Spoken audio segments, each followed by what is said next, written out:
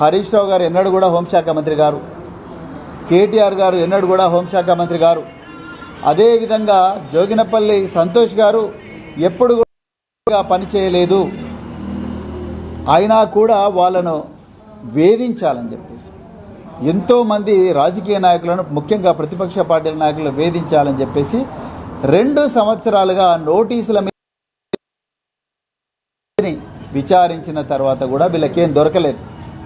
వీళ్ళకేం దొరకనందుకు అప్పుడు 2వ సిట్ వేసి ఒక 4 ఐపీఎస్ అధికారులను పెట్టి మళ్ళీ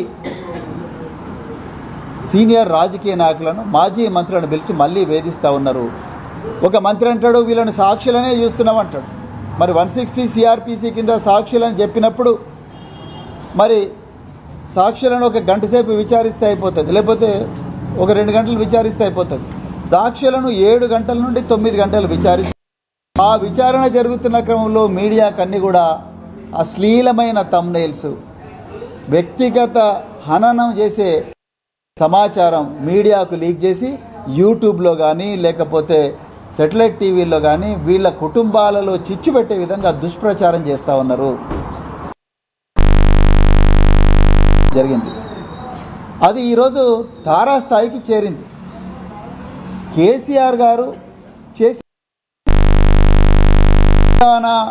కోసం నేను ఒక విప్లవాత్మకమైన నినాదం తీసుకొచ్చి పోరాటం చేయడమే వారు చేసిన పాపమా? నిరాహార దీక్ష 9 రోజులు చేసి ఢిల్లీలో కాంగ్రెస్ ప్రభుత్వం మెడలు వంచి తెలంగాణ ప్రక్రియ స్టార్ట్ అయిందనే ఒక అప్రూవల్ తీసుకురావడమే వారు చేసిన నేరమా? 4 కోట్ల మంది అణిచివేతకు గురైతే ఆ అణిచివేతకు గురైన ఈ ప్రజలను, నిద్రావస్థలో ఉన్న ప్రజలను, వాళ్ళనందరినీ కూడా జాగృతం చేసి తెలంగాణ తీసుకురావడమే వారు చేసిన నేరమా? పోరాటాలు చేసి తీసుకొచ్చిన తెలంగాణను కాంగ్రెస్ల నుంచి విముక్తి చేసి బతికించి తెలంగాణను దేశంలోనే గొప్ప రాష్ట్రంగా తీర్చిదిద్దిన పరిస్థితే ఈరోజు మరి చేయడమే కేసీఆర్ గారు చేసిన తప్ప.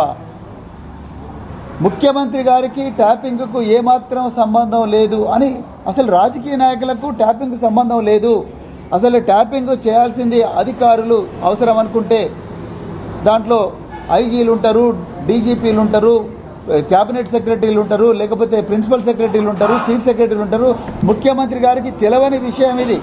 ఏ ముఖ్యమంత్రి కూడా నా రాష్ట్రం బాగుండాలి, అన్ని రంగాల అభివృద్ధి సాధించాలి, వాళ్ళు సుఖ సంతోషాలతో క్షేమంగా ఉండాలి, ఎలాంటి వాళ్ళ ప్రాణాలకు ముప్పు కలగకూడదని ఏ ముఖ్యమంత్రి అయినా డైరెక్షన్ ఇస్తాడు తప్ప అధికారులకు మీరు పలానా నెంబర్ ట్యాప్ చేయండి, పలానా దగ్గరికి పోండి, లేకపోతే పలానా ఇంటికి పోండి, వాడిని పట్టుకరండి, వాడిని అరెస్ట్ చేయండి, వీరిని చేయండి, ఏ ముఖ్యమంత్రి కూడా చెప్పరు. చెప్పిన అధికారులు అది చట్టబద్ధమైతేనే చేస్తారు, చట్టబద్ధం కాకపోతే చేయరు.